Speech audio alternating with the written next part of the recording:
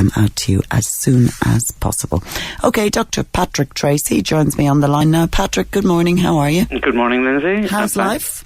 Good, thank you. You're not snowed in yet, are you? No, I haven't seen too much about Dublin this morning, and certainly we don't want that back again, do we? Well, I think we're going to get it back whether we want it or not, Patrick. I know a lot of there's a blanket of snow over the northeast of the country at the moment, and it is heading down our way, according to Met Éireann. It's a definite, not even a possibility, but a definite that it is coming. So how's life with the Ailesbury Clinic? So, I mean, today we're talking about dermal fillers. Exactly what are these? Dermal fillers, believe it or not, are the most popular procedure in cosmetic medicine, if not of the whole of the cosmetic enhancement industry. And because dermal fillers are even more popular than Botox. And dermal fillers are substances that, when they're injected into the skin, they usually go into areas of deep folds and wrinkles. Those type of lines that we call static facial lines and folds. The ones that don't come and go as change expression. And I suppose the work in many ways to create a situation that's similar to a facelift, and certainly in the right hands that can do that type of thing.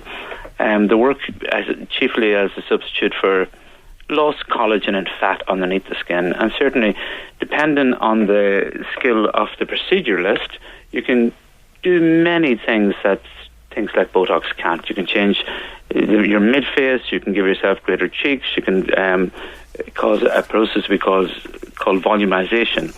I suppose the reason that the dermal filler field is booming is because the effects are immediate, the procedure doesn't involve any real surgery, and the costs are comparatively reasonable with very few side effects. How long do they last? Okay, well, that's a very good question. The sort of, I suppose, questions a consumer should be aware of is, number one, as you say, how long does it last? Number two, what it's made of. Number three, where is it injected? I suppose number four, and many treatments are needed. And number five, whether any skin testing is required, or is there a risk of hypersensitivity? And these change with the different substances that are used, Lindsay, really. Okay, but a lot of the stars that you see on TV and the actors and the models, I mean, they get a lot of these into their cheeks to give them that roundness, don't they? Yes. There's no doubt about it. Okay, well, there's certainly a couple of different fillers on the market, and it's really consumer beware, because there have been a lot of problems over the years with a lot of dermal fillers, and Europe in many ways has been used as a testing ground by companies for bringing products that wouldn't certainly been allowed in the United States. It has given us a cultural advantage that we're at least 5 to 6 years ahead of the United States. A lot of the products that we brought in 1996 didn't get used in America in 2005 until 2007.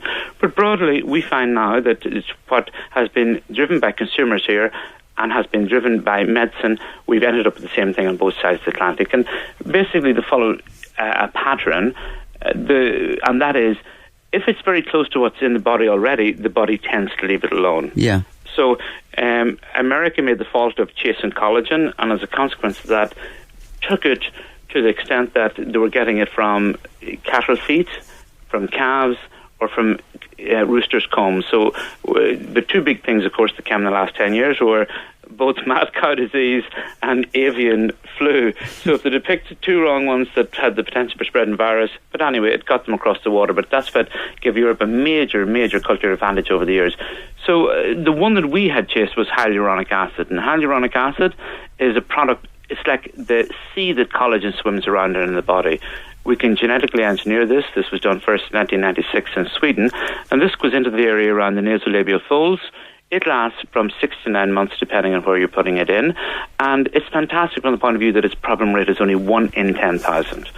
The consumer would know this as products like Restylane, Juvederm, Theosil, and now there's a great one out by Galderma. And Galderma is the biggest dermatological company in the world, and they've brought out Emmervel. And this is becoming very popular because it seems to last somewhat longer than some of their competitors. I suppose the problem rate with dermal fillers from hyaluronic acid is as low as 1 in 10 to 1 in 20,000. And because Galderma are the biggest dermatological company in the world, I suppose there's a sense of security there that comes with also QMed from Sweden are very, very safe. So I suppose the vast majority of the patients that did yesterday were broken down into tear troughs. A lot of people like injections in around their eyes when they begin to look a little puffy, and that can make them look tired. So I had about 3 or 4 of those. I had cheek enlargement, but the vast majority were just people getting dermal fillers put into the bottom part of their mouth to point them up again so they don't look sad anymore. Yeah. That's in the marionette lines, and the nasolabial lines. That makes you look younger because you can just push up the middle fat pad. Good stuff. People say Botox makes you look fresher, but dermal fillers make you look younger, and I think that's a fair comparison of both. Okay, Patrick, a pleasure to talk to you. Thank you very much. My pleasure. Thanks, Lindsay. Good morning, Dr. Patrick Treacy from the Ailesbury Clinic. ailesburyclinic.ie is the website. Dublin's weather. Okay, bitterly cold with